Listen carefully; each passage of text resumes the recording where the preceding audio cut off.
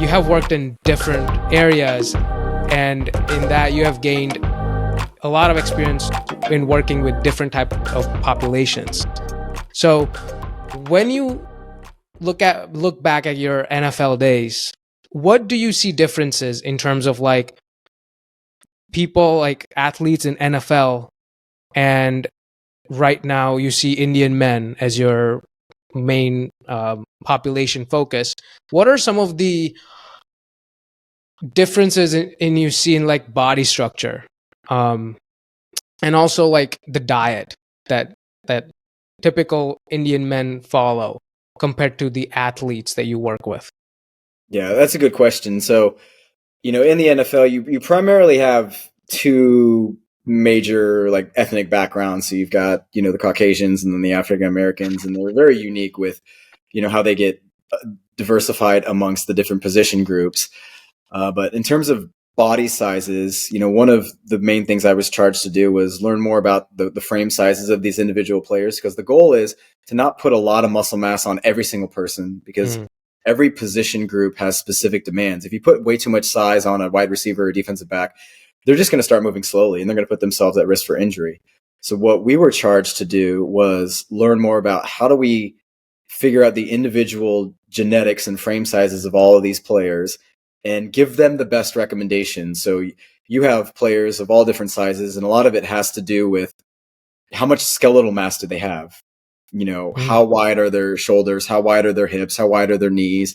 How long are their arms? All of that stuff. And that kind of predicts how much muscle mass you could potentially put on, legally and naturally, and what is ideal for those position groups. Now, you do have some outliers, some players that come from different backgrounds. You have some that come from like the Pacific Islands, like the Samoans or the Tongans, who have just very massive bone structures. And then you have some that come from different backgrounds, Hispanic and or some Asian. And what we potentially see is there definitely are unique differences amongst races and backgrounds. Now, when I transitioned out and started working more exclusively with, South Asian and Indian men, I think the unique thing about our structures is that we just don't carry a lot of skeletal mass. We're not as tall, we're not as thick. We might have broad shoulders, but we got long arms, very long arms, very long femurs. We don't have these massive knees. So we don't have these like teardrop quads, calves and ankles are very narrow too. So the potential to be able to put on a significant amount of muscle mass, or, hey, can an Indian guy look like a Saquon Barkley? The truth of the matter is probably not. Maybe some out of the billion plus Indians on the planet, there might be somebody that looks like that. But in general, we have a lot smaller structures, which means we're going to have a lot less muscle mass. It doesn't mean we can't put on muscle mass. It just means that, where it ends up getting distributed in our bodies is very unique compared to what's seen in an elite athlete population like the NFL. Now, in terms of diet, you always want to split between what should an athlete or an elite athlete who's training pretty consistently and regularly, practicing, competing, versus somebody that, might be working out, might not be. So again, the recommendations are always going to be somewhat the same in terms of what is it that your goals are. Are you trying to build muscle? Are you trying to lose body fat? Are you trying to meet the energy demands for lifts and practices versus, from working with a client, like same thing. What is it that you're trying to achieve? The principles are there. It's just how much should somebody be eating is going to be quite different between an NFL athlete and, an Indian man. Yeah. So talking about the calorie requirements, like I can imagine like NFL athletes eating upwards of, I don't want to guess the average, but like if I had to guess, like it probably would be like 5,000 calories. But you cannot put like an average Indian person or even an average Caucasian person through a 5,000 calorie diet and expect to not gain body fat. Yeah. Because they're training at such a high level and they're just bigger. I think the average NFL athlete size, you take the linemen and then you take the skill players and you put them all together, it's probably around like 225, 230 pounds, which is pretty big. I mean, it's definitely a lot bigger than the average just, American, which would lump in, the Caucasians, the African Americans, all the different ethnicities, which are generally larger than most Indians just from a stature and a frame size perspective. So a lot of different athletes do range anywhere from 3,000 upwards of 6,000 calories, depending on, how much work they're doing, how many snaps they're getting into practice, how many snaps are they getting in on game day, how much damage their body takes in, from all the different hits and tackles and G-forces they get exposed to, which does increase their metabolic rate, depending on how much time they're spending out there on the field. Versus, your average American or your average Indian person that, may or may not be working out. Maybe they have a desk job or they're just very busy. They're not accumulating a lot of movement or steps throughout the day. And they can, more than likely probably should be around like a 2,000 calorie level, maybe even a little bit less, maybe a little bit more, versus, what you hear and see with some of these elite athletes. So the needs are very different. What do you think would happen if an Indian guy is in NFL? I'm taking anatomy right now at PA school. So we're learning about different types of muscle fibers.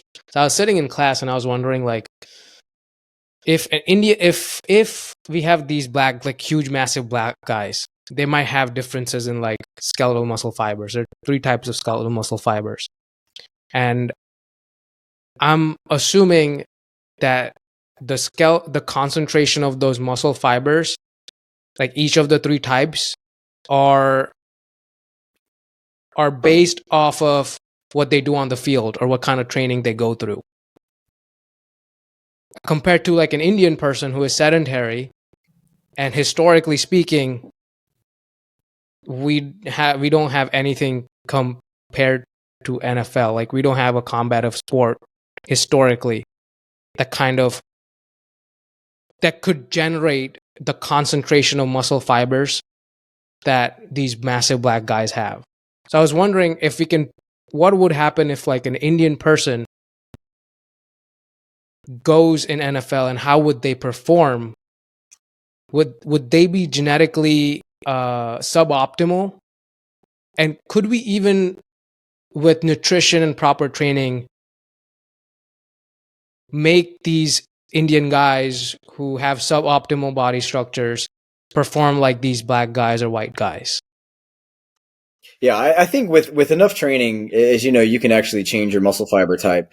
So people that are detrained have a lot less type 1 fibers. So those are the more aerobic endurance type fibers, because you have to train those over time, and they can switch. So they go, if you do have some of them and they don't get used, you go from type 1 to type 2, type 2A, and then type 2X. So ultimately, when you don't use those, you transition to type 2, which some people think would be a good thing because those are more of the quick twitch fibers. Those are the ones that can generate strength and power a lot quicker versus the type 1. But ultimately, you want to have a nice blend of both. Over time, if you took somebody, from middle school to high school, train them appropriately, they were able to perform as a collegiate athlete, and then potentially make their way to the NFL, depending on the position too. That's going to dictate what that would end up looking like. If they were a lineman, they probably have a lot less type 1 than a defensive back or wide receiver would. There are Asians, more East Asians in the NFL. A couple of them are kickers. There actually there's an Indian kicker on, I think, the Rutgers team. He is a freshman or sophomore. I saw that, which is cool. He's actually Patel too, I believe. But he's the kicker. But no doubt. It's a step in the right direction, which is great. And it had to be a Patel. Just the concentration. Yeah. But trainability of your physical qualities can happen. So you're not just always going to be limited to, hey, this is what I'm predisposed to. Now, based on genetics, you might have to work a little bit harder on some of these qualities. Like some of the testing I do on some of my clients will give me more insight into, are they more geared towards being a strength and power type of athlete because that's where the body is more situated, or do they actually have the opportunity to have a higher amount of endurance? So do they have a higher VO2? If not, what is the ability for them to increase their endurance or aerobic capacity? Is it, you don't have to do as many workouts to be able to see that? Or if you are an Indian person that has low VO2 and a low training capacity, but your goal is, I want to do a 5K, or I want to do a sprint triathlon, I want to do a half marathon, and, I don't care what anybody says, I'm going to put in the work. then okay, that would be dictated by how many sessions do you need, or how much time and effort do you need to spend to build that up? Because again, we're predisposed to not just having that naturally occur with us, because generation from generation, it's kind of gone the wayside where that hasn't become the main focus. So the body tends to adapt. We put a lot of emphasis on building up families and making sure that we have really good schooling and education. We get good degrees. We end up having good jobs at the expense of, hey, sport and fitness and health should also complement all those other things that we're trying to chase too. I think what we have historically missed is that physical health could be very beneficial for education. Like I cannot, being in grad school, I cannot imagine not working out. Like it's just so natural at this point, because the effects you see, it's that break you get, the physical break, meaning like the blood flow. I mean, the break of the blood flow that you get between your classes or between your study sessions is kind of supporting cognitive performance. And that's what I have seen. And also, like, we also tend to like kind of label gymming and like physical activity as work than play. And I feel like if we as Indian guys, or some Indian guys are watching this and they're skinny fat or just sedentary, when we start associating like gymming, physical activity as play, we're more likely to engage in those activities. And that has been missing over the whole like decade, even more, or even when we go back in the last century.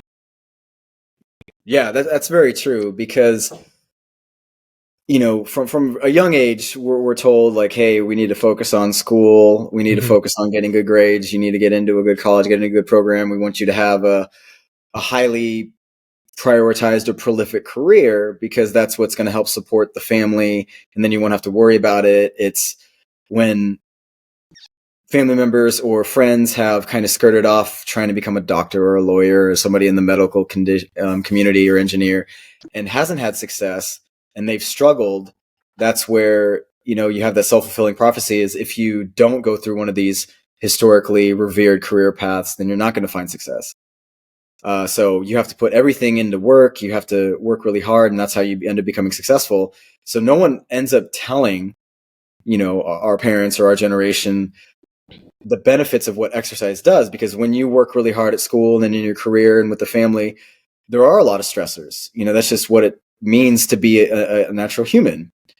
You put your body through the ringer, and you put your mind through the ringer, and you encounter all these different stresses. And then over time, there's ultimately that proverbial straw that breaks the camel's back, that something happens with your health, and then you have to fix it. And no one tells you, like, look, you can still achieve success in your school, in your career, by understanding what is it that can help support the way that you could think, the way that you can recover, how you feel from an energy perspective, your confidence, that actually allows you to build even more capacity for handling even more stress, for being able to do even more. And, in the career fields in the past, and the things that we end up doing are very stressful. It's just what it takes to become a doctor or a lawyer, or to run, a Fortune 500 company, or be a high level CEO or a founder. And then ultimately you get to a point where you just can't keep pushing and pushing and grinding, because you're exhausted. You can't think properly because you don't sleep very well. Your body it aches. You don't like the way you look. You feel broken down because you haven't, implemented some good behaviors and steps to be able to continue to allow you to handle all the different stresses that you experience. And that's what exercise affords. That's what, eating well, prioritizing sleep. And I think sometimes that gets lost by the wayside, because we're always thinking about focus on these things that will help us achieve career and family and financial success, at the expense of not thinking about how exercising and eating right can all be the perfect complement to allow you to even do more. Yeah, definitely. When you do your coaching with Indian men primarily, what are some of the common goals that they're trying to achieve? Because I wouldn't know, because I haven't worked with any of, like, my my field is different, but I was just wondering what kind of common goals are these Indian men trying to achieve? Yeah, I mean, everybody has their own specific, like, this is exactly what I want to achieve, but common themes are because they have achieved some level of success in their careers and families, they know what it takes, but they just don't feel as energized or confident as they would like to. Maybe their bodies have taken a beating because of all the work that they've put in to achieve some level of success at the Mm-hmm. expense of their health. So a lot of them is, yeah, they want to lose weight. They want to decrease their body fat. It's not that they want to look like a cover model or be sub 10%, because to be able to do that, you have to put a lot of time and effort into doing things on a day-to-day basis. And some of them can't afford it because they have really busy careers and they've got families at home. Others, they just want to feel good mentally, because Right. what they do for work is very taxing. So they want to feel recovered. They want to make sure that cognitively they're aware to be able to continue to build within their careers or take on and tackle new projects.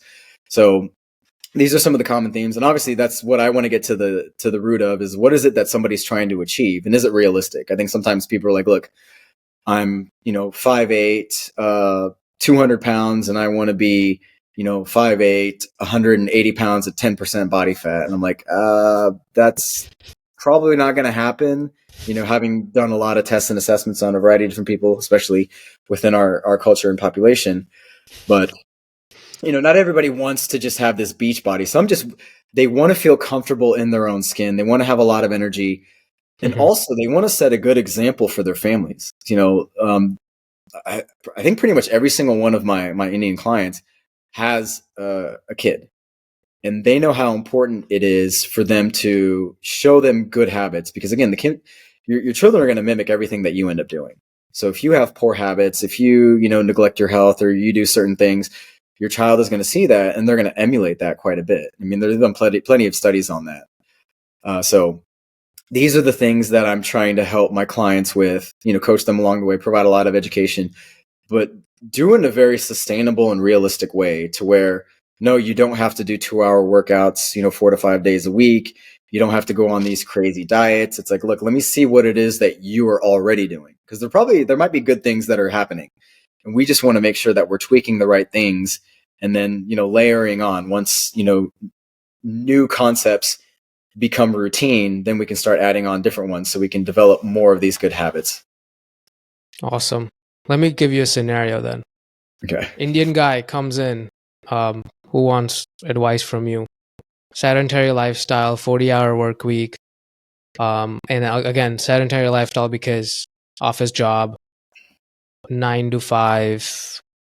Um, confused about protein timing, confused about fasting.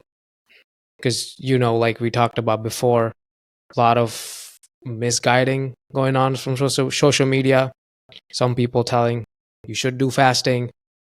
Other people are lenient, saying be flexible, whatever you can do, you can do. Some people say fasting is magical. Others say carnivore is magical and calories don't matter. So someone like that, a confused mind comes in and asks for help, sedentary 40-hour work week. How would you approach their diet first? And then we can talk about exercise. But I think the main focus here is like the protein, because Indian guy, even Indians and protein, it's kind of opposite. Like Yeah. there's fear, fear of, I have heard kidney stones, which is not true. Mm-hmm. And yeah, I just let you speak on that then. Yeah, I think the first thing is just understanding more about what is it that they're already doing. So instead of Mhm. taking like, hey, this is what I think you should be doing, it's like, okay, I need to understand where you get your food, how much you're currently eating, why is it that you eat that certain way, and what is it that can be done to tweak that? Because again, somebody's fixed schedule is going to be the fixed schedule. You have to work around the exercise, you have to work around those opportunities to eat. It's not like, hey, you have to eat this meal at 2 p.m. It's like, well, I'll have a meeting every single day at that time. I can't do that. It's like, well, let me see what's unique about this individual, what it is that they're currently doing. Obviously do some calculations, figure out, again, just using estimation equations of how many calories does this person need for maintenance at the time point, and then figure out a little bit of a deficit. It's funny when people say calories don't matter, and then they espouse this way of eating, and like, I found results. When you figure it out, it's like, well, the reason you found results was because you ended up eating in a caloric deficit. When people say calories don't matter, I'm like, actually, yeah, they do. But there are things internally that affect somebody's metabolism. And obviously, and those are things that you want to address, hormone status, thyroid function, history of injury, anything like that, poor sleep. So understanding what is it that they're doing, how many meals or how many feedings do they typically get in? Because going from somebody barely eating 2 or 3 times a day and telling me 5 times a day is not going to be an easy fix. No. And it's not that they have to. It's all about the total caloric intake. How does that get distributed, the quality of the food, and the macronutrients of the food.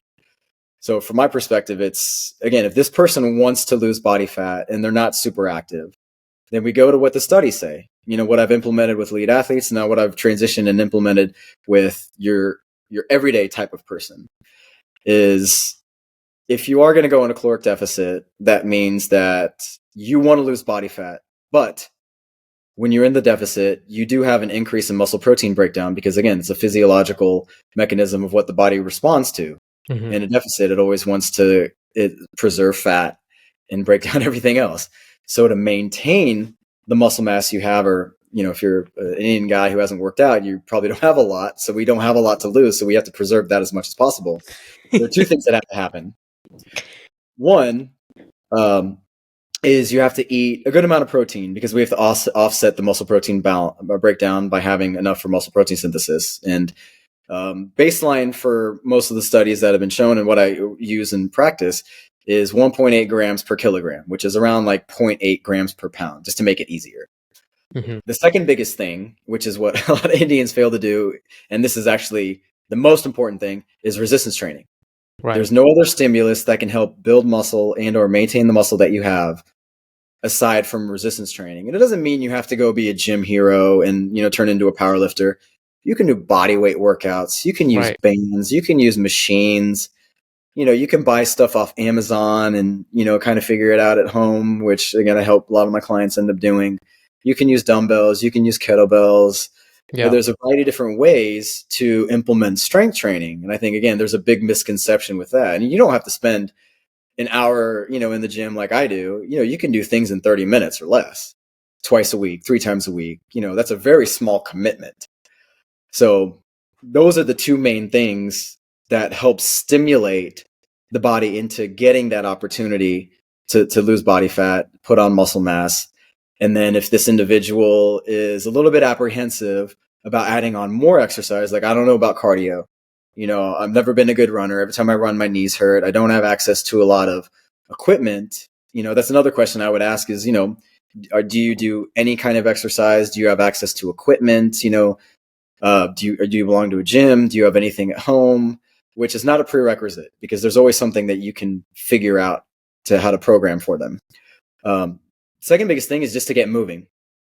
So if there are opportunities for an individual to move throughout the day, now everybody hears about the arbitrary 10,000 steps per day. Is it exactly that?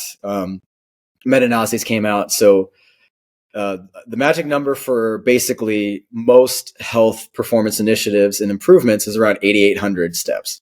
So, it's kind of close to 10,000. So that's kind of like the baseline for what you'd want to do to stave off, increasing your chronic risk of diseases. You also get some benefit of actually taking stairs too. So if you have stairs at your work or, stairs at home, going up and down them, a minimum 4 times a day has been shown to have a positive effect on decreasing the risk of chronic diseases. But ultimately, just getting moving is a very, very easy way to not only get blood flow to the body, but also helps with cognitive function and thinking, especially if you can do it going outside, helps reduce stress. It's very low intensity activity. So it is weight bearing. So it is good for the bones and the joints. And it predominantly burns fat because it is low intensity. So the more walking and moving you can do throughout the entire day, the better off you push yourself to at least, taking an easy road to improving your body composition, especially if you're addressing the diet and if you're trying to get in some kind of strength sessions in too. that's a good barrier of entry. It's a good place to start. Well, what if they say, when I wake up, it's cold and it's dark, and when I come home from work, it's cold and dark. What do you say to that person when they try to come up with excuses? Yeah, again, there's always going to be some kind of barrier, and depending on the person, how they like to be coached, you can kind of push the needle on certain things. You can challenge them, mentally and physically, and or try to come up with solutions for them. So if it's winter, in the north or the Midwest, and there's snow and ice on the ground, it's like, well, that's fine. I'm not going to tell you to do something dangerous like go walk outside. It's like, do it inside. My Indian mother, who had a total knee replacement surgery in 2020, walks inside the house. She lives down in Texas, and some days it's just way too hot for her to work outside, but she knows that she needs to get her steps in. She'll do it in and around the house. Same things that I've been doing. We live in the Midwest here, and weather can be pretty bad sometimes, and can't always get outside to get in my steps. Like, look, I'll do it around the house. I'll go up and down the stairs, over the course of 10 minutes. After I eat, try to move for 10 minutes, 15 minutes to help facilitate digestion, help with controlling blood glucose levels. So if you're not into just quantifying steps, you can just figure out, well, how much activity or how much movement can I get in terms of, hey, I'm going to take a 10-minute walk, 15-minute walk 3 to 4 times a day. Maybe it's first thing in the morning or in the evening and or after I eat to help with digestion. Yeah, awesome. Yeah. So going back to working out again, I know our topic was on protein, not topic, but we were talking about protein, but we'll come back to it. But I just want to mention, you can push back on this idea. I feel like it's really necessary if you are a beginner. It's very necessary for you to get a gym membership, because when I look back during my high school days and when I was trying to work out at home, like I didn't know how to. And the main reason was that I wasn't strong enough. When I would do push-ups, like I couldn't even do like 2 push-ups. If I went to the gym, I could have done like at least bench pressing, even if it was machine bench pressing, like give me like enough stimulus to like stimulate my my chest. And then again, pull-ups, right? So most people, like I couldn't do a single pull-up in high school. And I think that's where, like, when I look back at my journey, I think it was really critical for me to actually get a gym membership and actually, as a beginner, focus on hard exercises, because now I could do like 8 pull-ups, 10 pull-ups. I could do like 30 push-ups.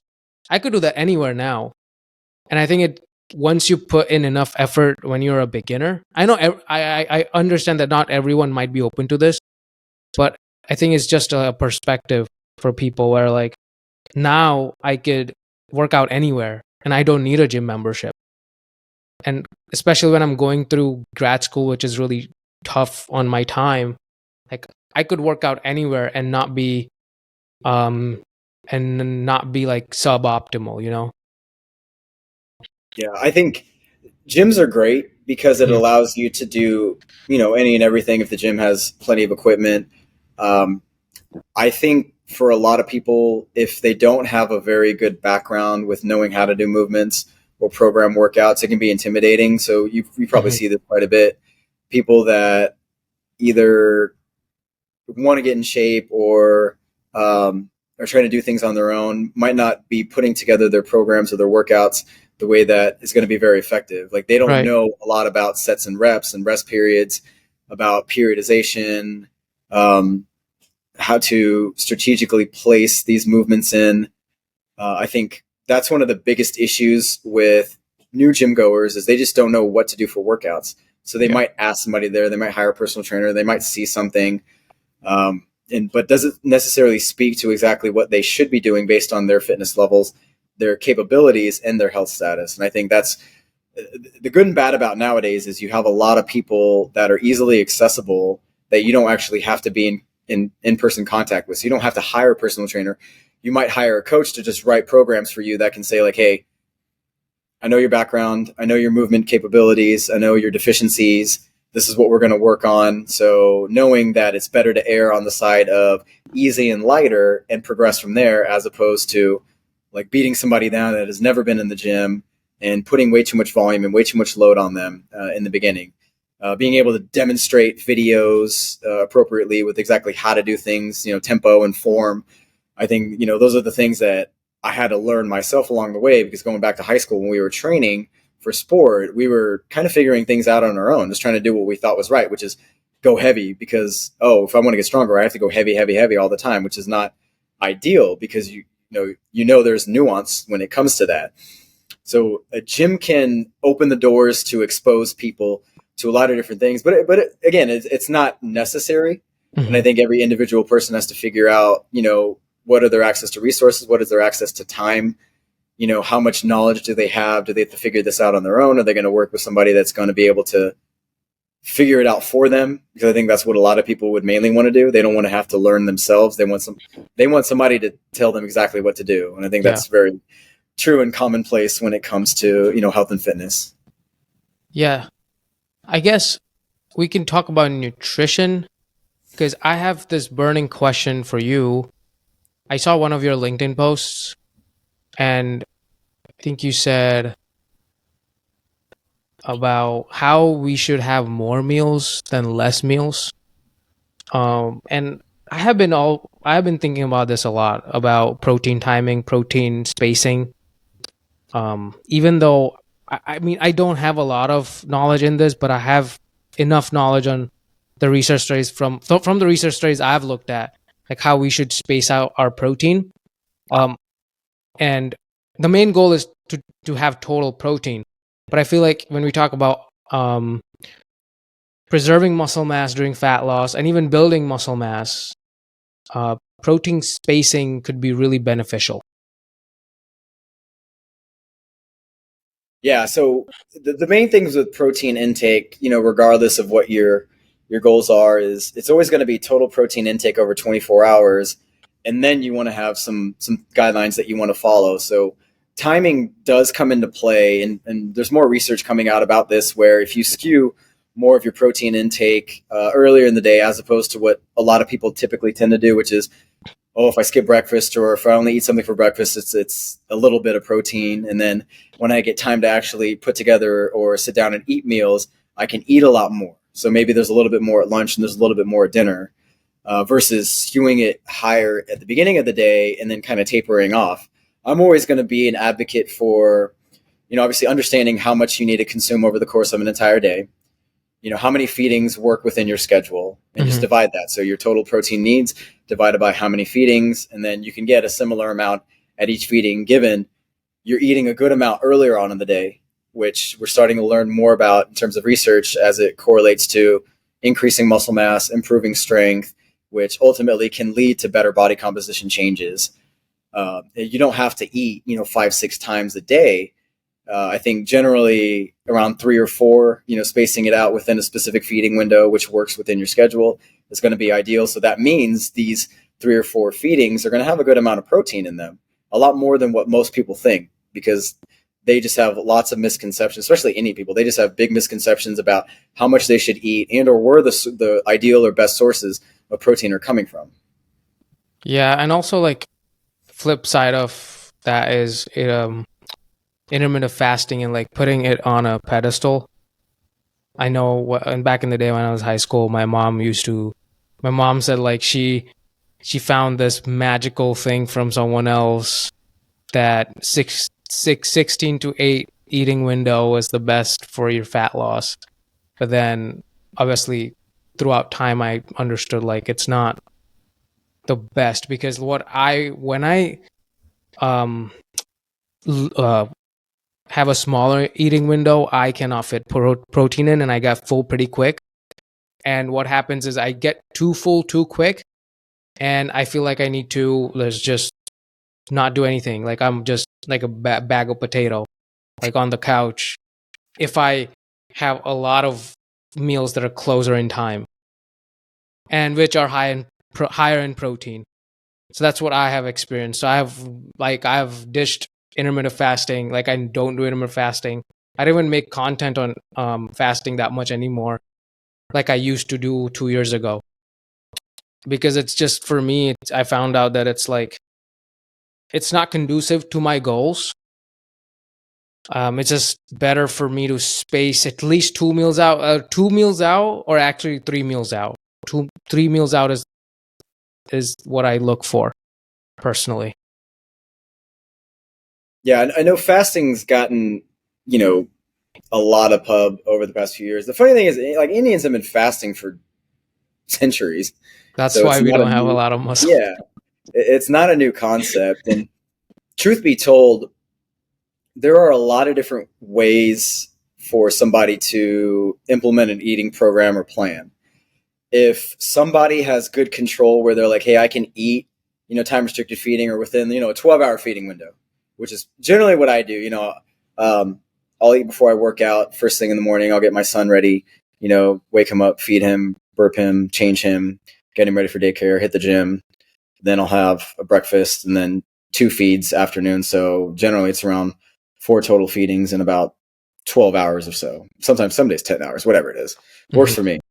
Some people don't like eating before working out, and I get that. I've dealt with tons of athletes that give me issues about, I can't eat before I work out, I feel sick. I'm like, okay, whatever. Let's fight it. Let's not try to pick a fight today. So some people can control their caloric intake and have a larger distribution or, a certain number of feedings throughout the entire day. Others have trouble with that because they're so used to just grazing, and or they don't know exactly what to eat or how much to eat. So they don't have any parameters to follow by. So they find it more difficult to follow like a pattern like you and I would have with more of a larger distribution throughout the entire day, because they can't fit it within a caloric deficit. For some people, giving them that parameter, say, hey, I want you to eat within this 10-hour feeding window or an 8-hour feeding window, allows them to be a little bit more focused. So they feel like if I'm giving guidelines, I can stick to those guidelines. And if those guidelines allow them to at least achieve that caloric deficit, then that's going to be in their best interest, as opposed to telling them, hey, you have a 12-hour feeding window or you have a 14-hour feeding window. And it's like, well, I just, I can't stick to that because I end up overeating when you give me an opportunity to. So for some people, being able to help them control how much they eat by shortening the feeding window and or cutting down the total frequency of how many feeds they get can be advantageous. It's not magical. It's just what might work for somebody else. Like, I can control my nutritional intake over the course of 12 to 14 hours. Some people just can't do that. So I think it has to be very individualized to say, but it's not like it's magical, because you have both camps that have had people find a lot of success, whether it's I can eat, 4 or 5 times over the course of 14 hours or so and stay still in a caloric deficit, or I only eat 3 times or 2 times within an 8-hour span or, a 10-hour span, and still see fat loss, still see improvements in physical performance, improvements in their biomarkers. So there is no magic bullet. It's how can you achieve ultimately what it is that we're trying to achieve, which is control your caloric intake, eat proper macros, eat a higher quality food, less ultra processed, hyper palatable foods, more single ingredient foods, regardless if it's like a processed thing like oats or frozen blueberries or whatever it is. Those are the things that matter more versus, how that gets implemented, because each side is going to say, well, my way is the best way of doing it. And I'm like, well, both have merit. Yeah, I'm so appreciative of registered dietitians and nutrition scientists of like just putting everything in perspective than us who are not from that field going with the flow. And so I really want to, I'm really trying to take all these points in the future for me, because I'm a PA student right now, and so when I start working, I don't want to have like a bias towards something. And so I really appreciate this concept, and I feel like from this podcast, I hope people like just kind of understand the nuances, because when you're answering these questions, like you're trying really hard to not say this is the best way, and which I really like. And I could have someone else on who is a carnivore or a keto. They could say that their way is the best. And so I'm really glad that that's going on right now. Yeah, and the unique thing about all these different eating styles is there are unique cases where you would probably want to do something carnivore if you had a lot of autoimmune issues, if you had, Mm-hmm. like Crohn's or ulcerative colitis, and you just don't deal well, you've got naturally high inflammation, your inflammatory markers are through the roof, and you have to keep that down. And so cutting out processed foods, processed oils, a lot of things that are higher in carbohydrates is probably in your best interest. So that's wherein lies something like a carnivore diet becomes very advantageous for you, because you have specific conditions that require you to start to eliminate some of these things, because you have to keep those in check. As opposed to somebody that's, well, I'm trying to eat healthy, but I still have these issues. I still have my autoimmune condition. It's like, well, maybe you need to stick to something more specific. And, one of the groups that I consult with, we're dealing with one of our clients. He has a tumor in his brain. So he's going through chemo every single day for 6 weeks. So we have to put him more on a ketogenic diet. Mm-hmm. So his carb intake is 20 grams or less. His protein intake is very low, half his body weight in grams, which is going to be about 75 to 80. And then the rest is going to have to be made up of fat. And we're going to be checking his ketones just to make sure that he's sticking with that. Because again, based on the research and what we know about this type of cancer, is we have to very much control that glucose, because the glucose is going to feed the cancerous cells. And we want to make sure we're keeping that in check. So there are specific conditions where some of these are going to be more advantageous than others. It's when something gets blown out of proportion and somebody has issues eating a specific way, and they finally found relief eating, a specific type of diet.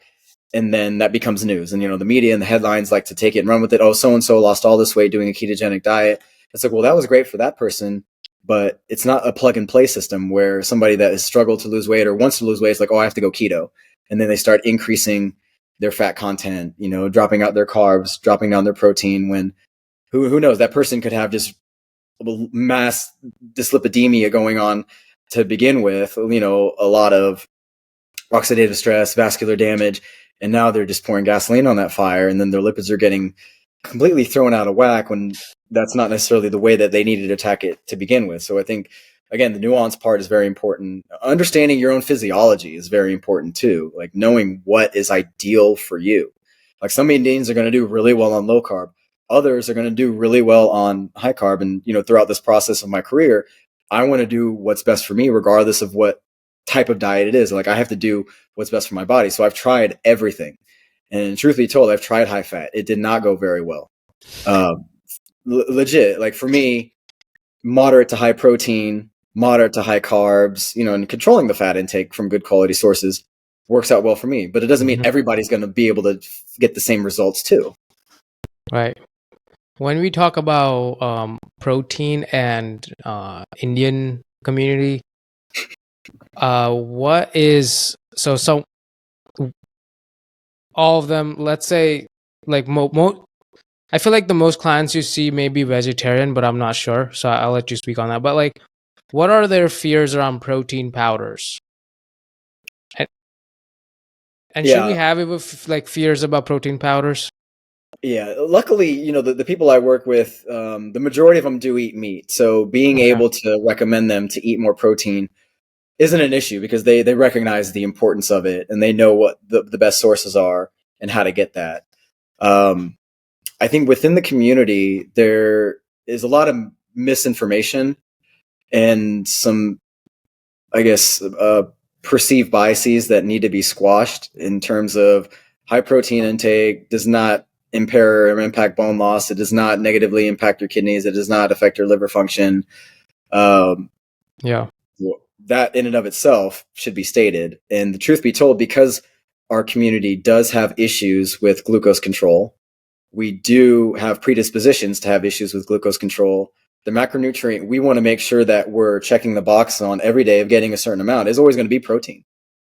And then fill in the line with, okay, how many good quality fats, and, do we need carbohydrates, making sure we're getting enough fiber in throughout the day. But it's completely skewed the opposite. The standard Indian diet is starting to mimic a little bit of the standard American diet, where it's just very high in ultra processed foods with less protein. So it's skewed way too high with carbs and fat.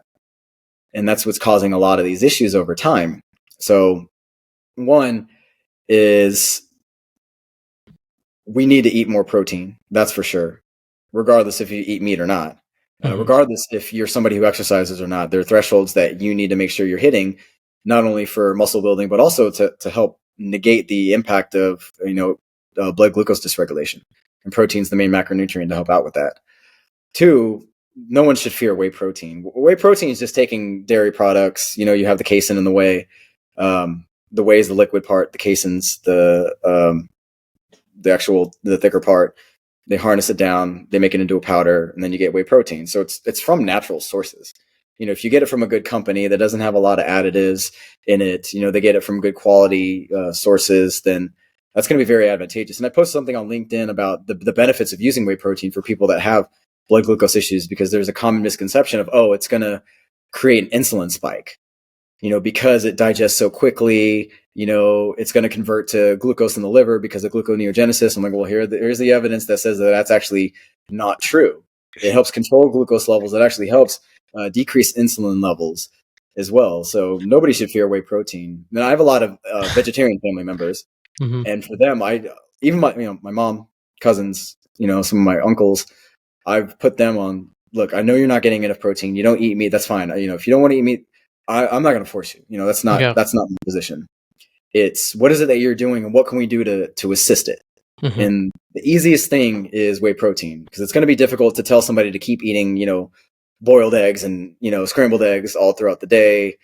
You can get a little bit in dal, but you're going to have to eat a lot to get the amount that would be required that you would want to deem as sufficient at a meal. But you're also going to get a lot more fiber. You're going to get a lot more carbohydrates to go along with that. And plus they're cooking it in a lot of different things too. So you're adding more calories to be able to get it palatable.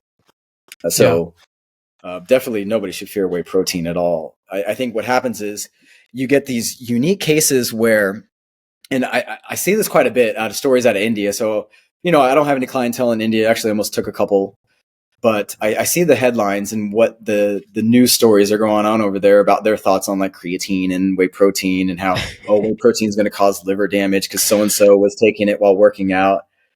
In my head, I know what most people think and do when they have very strict body image issues and they want a quick fix. Like, they're going to take a lot of performance enhancing drugs or a lot of BS products that are not safe for you, and then they're going to blame it on something like creatine or whey protein. Right. When that product was probably more than perfectly fine, and the reason they had some issues with their liver or kidney function was because they were doing some crazy stuff out. I've worked with tons of different populations, so I know how some of these people think. So a lot of times it's the most innocuous product gets scapegoated. Yeah.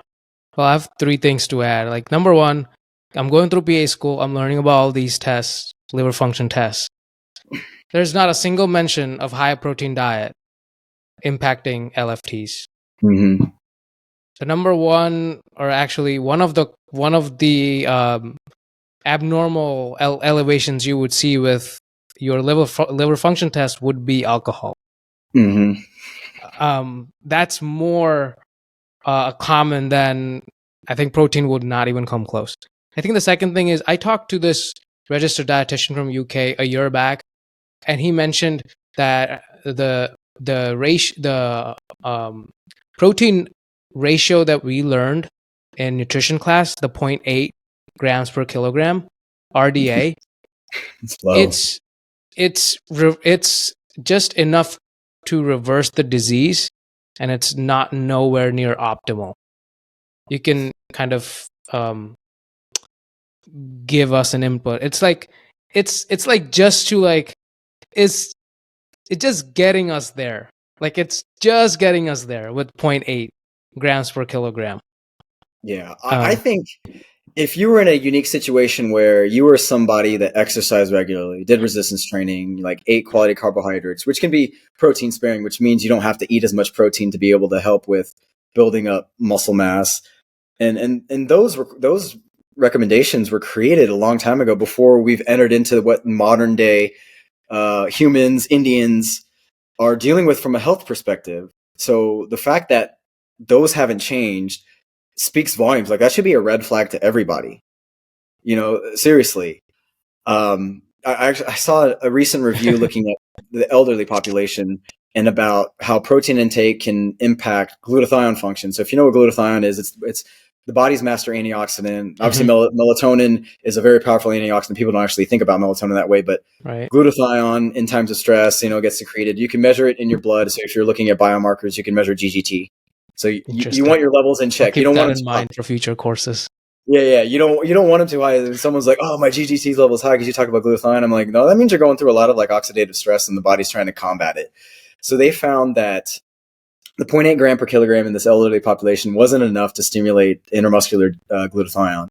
And the sweet spot number was like around 1.2.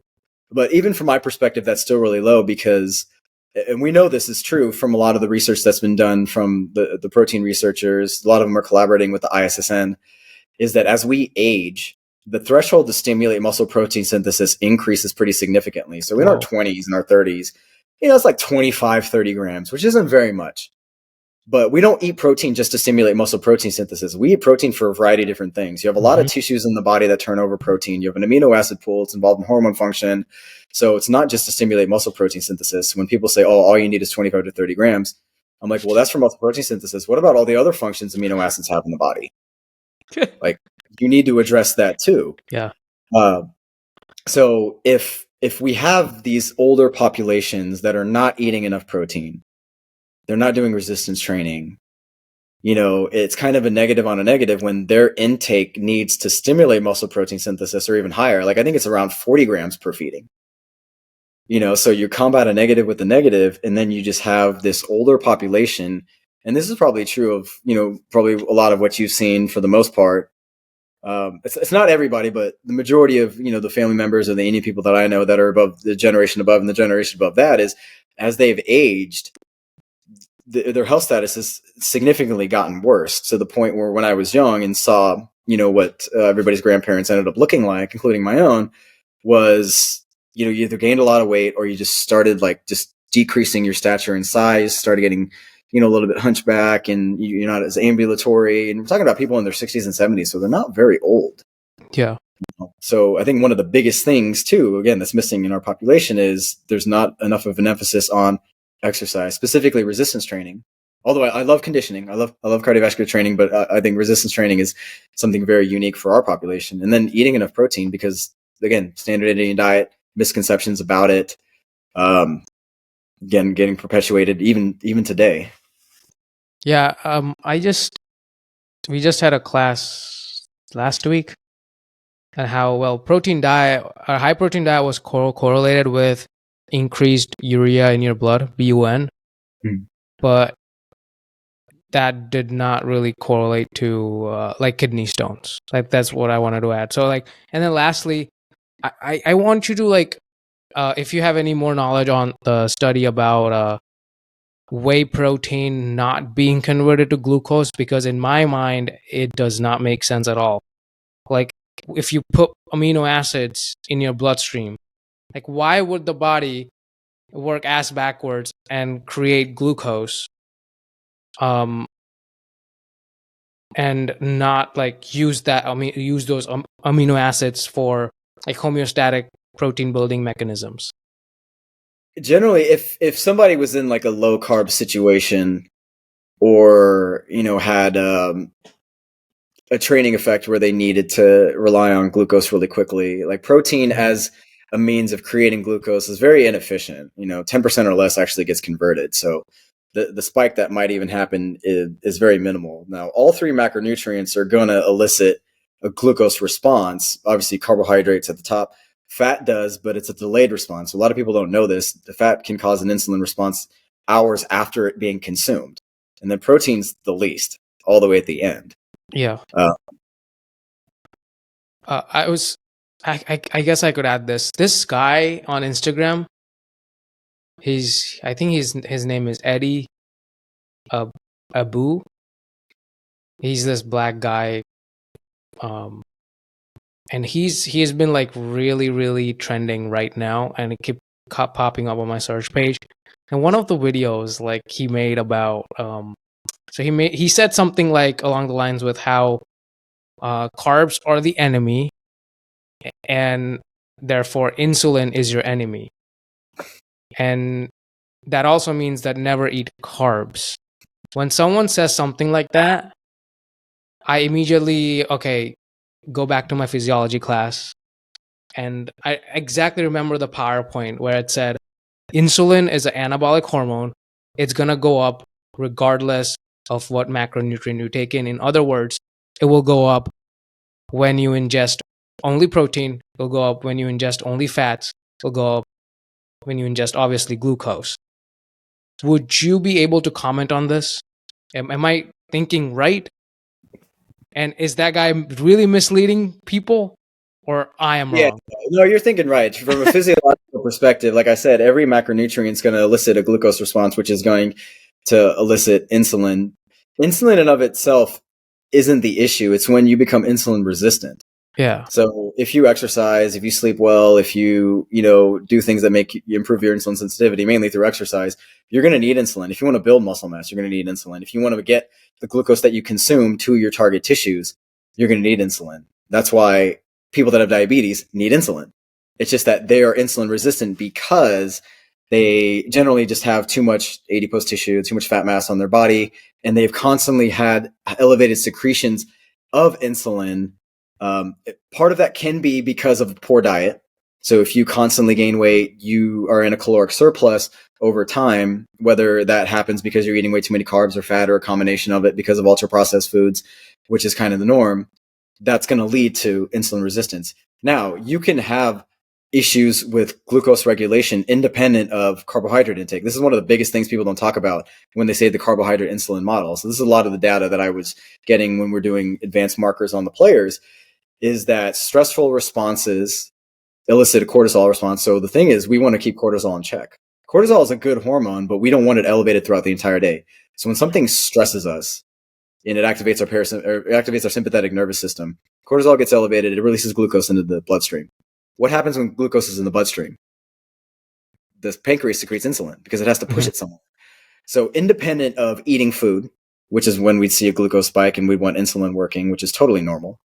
Throughout the day, when you are stressed, when you are mouth breathing, when you get poor sleep, it also alters the body's utilization of substrate. So it goes from burning fat at rest to burning carbohydrates because cortisol stays elevated and it's throwing out glucose into the system. So we've seen this in a lot of players that they might be very lean. You're talking about like an outside linebacker, 6'3", 6'4", 240 pounds, 9% body fat. I'm getting readings on this guy, and this guy's got like an A1C above 5.7. And I'm like, there's no way, you should be at 5, 4.9. And then you ask questions like, oh, this dude stresses a lot. He stays up late, doesn't have any means to balance the things that are going on. And then, you could do a urine or oral cortisol reading throughout the entire day because you're going to have this distribution until the evening. And you can kind of see, where do they fall? Oh, if they're really elevated, 2 p.m., 3 p.m. heading into the evening, yeah, we have massive issues here because those cortisol elevations, independent of them eating anything, it's just stress and all the crap that they're going through. They're under recovered, they're not eating enough, they're sleeping really poorly. That can cause insulin resistance over time too. So those are a lot of factors that most people aren't talking about. So yeah, it can happen if you eat a ton of carbs and crap food and you gain a ton of weight. Like, yeah, insulin resistance is going to happen. But the modern day factor, way too much stress, way too much blue light exposure, not getting good quality sleep, that stuff can drive it too. Damn, I did not think about this before. Mm-hmm. Like non-food related diabetes could happen. I'm gonna take this along. That's awesome. This has been a good episode because I haven't done an episode in a long time because of school. And I'm like, this is a great way to get back to this. So thank you today for giving us your time. I feel like we have hit the most, almost all the important topics. I would love for you to share any last bit of message, any last bit of findings, and some, I don't know, inspirational message for our audience here. So, I appreciate you having me on. And this is actually something that I've been wanting to do is really do more for, our population, the South Asian, the Indian population, just because, there are people in the space that are really trying to do their own part. I just think there needs to be more of a focal point that can speak to exactly what it is that we're struggling with and come up with creative solutions. So that's my main aim. So as So you don't discriminate on. Sorry to cut you off, but you don't discriminate. Just I'm just playing with you, but you're not discriminating, basically. No. Okay. No. So I'm just kidding. I transitioned out of, working in elite sport and, got to the top there. What I want to do is, help our people out as much as possible, because again, there's a lot of issues. There's a lot of health issues that people in their 30s and 40s and 50s are dealing with that shouldn't. Yeah. Family members, friends that are dealing with things, losing their lives, that shouldn't be happening. So there should be a much more concerted effort to be able to provide resources, education, information proactively, instead of reactively.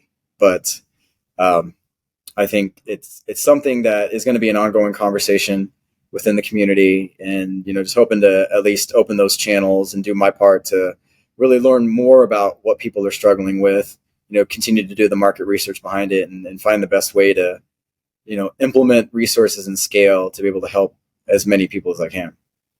Well, thank you for your efforts in terms of helping our people. We definitely need people helping out the Indian community in medicine, in dietetics. I don't know if I said that right, but in the dietitian space, in the dietary science space, because I think in the future there's going to be a huge merging going on between medicine and nutrition science.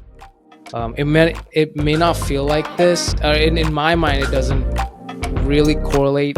That it's not that clear in my mind. Like those two can merge. Maybe like I don't have that enough knowledge or experience in this, but like still, maybe in a couple years, like everything will be merged, and we can see the holistic picture in terms of patient outcomes, client outcomes. So thank you for joining. Thanks for having me. My pleasure. Bye, everyone. Take care.